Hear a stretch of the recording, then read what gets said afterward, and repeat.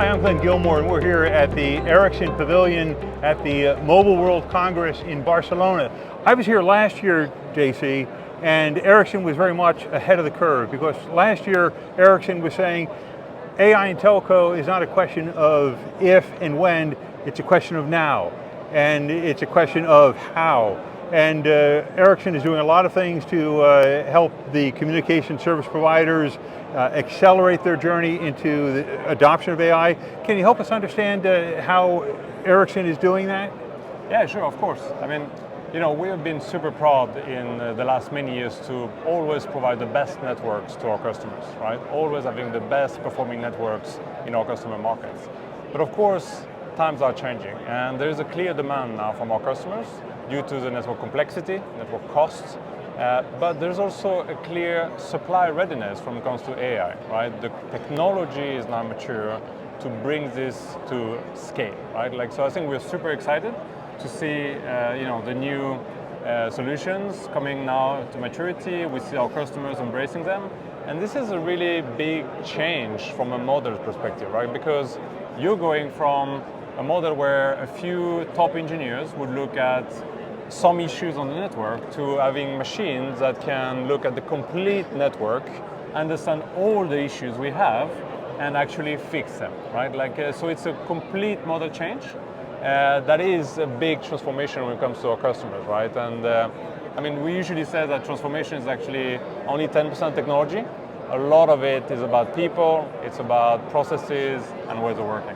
And JC, what you've said is a nice segue into another question I had, which is on February 15th, Ericsson announced a new solution. It's Explainable AI. Can you help us understand what that solution is? Yeah, of course. So, I have a lot of respect for the engineering teams that keep up the networks 24/7 every day of the year, right? And I think there is a lot of eagerness to understand how those applications, AI applications, can be used in the network. But to do that, we need to build trust with the engineering teams. And this is why we launched the Explainable AI last week, right?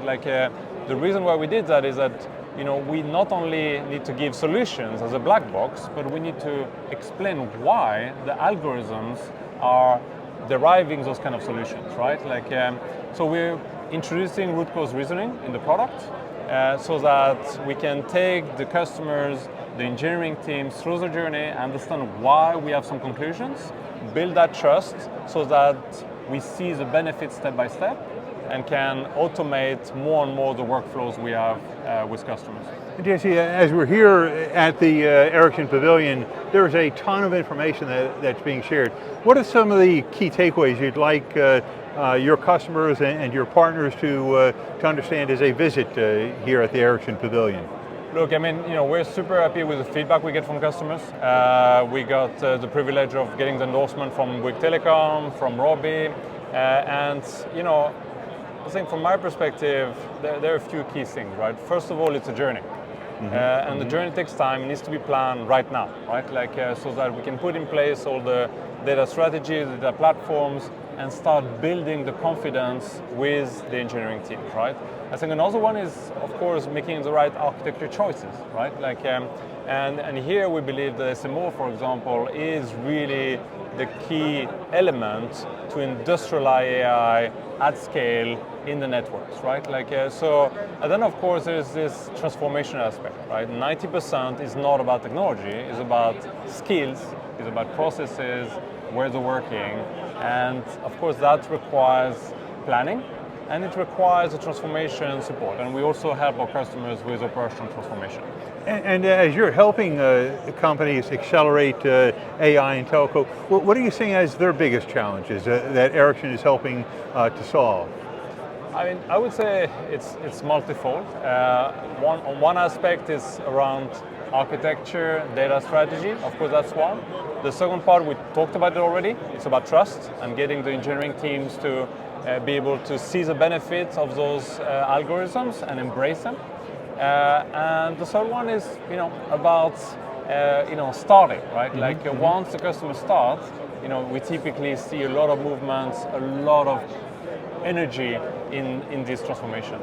One of the things I loved, JC, was that when I went to one of your displays, it had a pull down for training. And as I spoke to one of your Ericsson representatives, he was saying that really we want to make sure that everyone in the team understands what's going on with AI and telco, and we certainly appreciate your sharing some insights into what Ericsson is doing to help accelerate that journey of AI and telco. Thank you so much. Thank you. Thank you. Thank you. Thank you.